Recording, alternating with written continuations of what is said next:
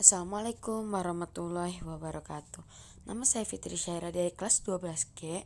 Saya ingin menyampaikan materi tentang sedekah sebagai kunci keberkahan dan kebaikan. Alhamdulillahirrabbilalamin. Mari kita bersama mengucap syukur atas segala rahmat, rezeki, serta kebaikannya.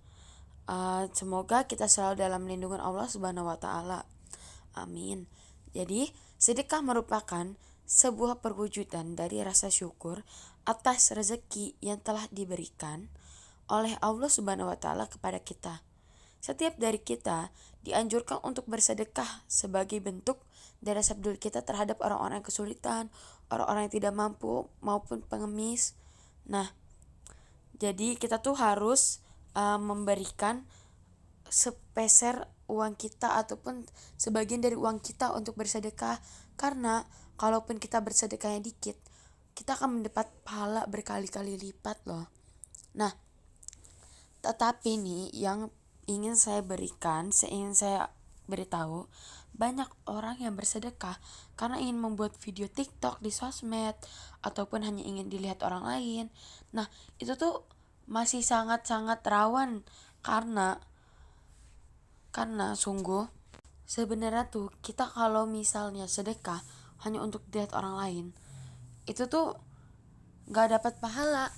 Teman-teman perlu juga untuk diketahui bahwa sekecil atau sebesar apapun sedekah yang kita berikan, yang terpenting adalah kesungguhan dan keikhlasan hati kita dalam melakukannya.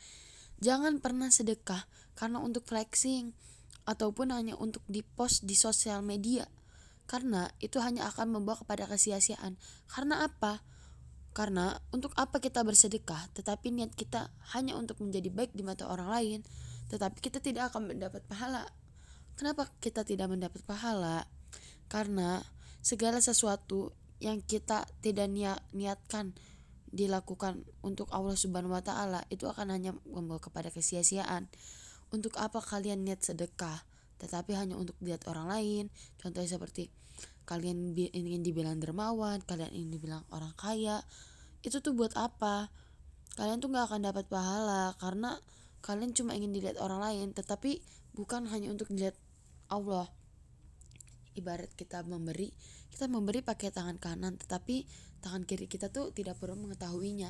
Nah, seperti itu.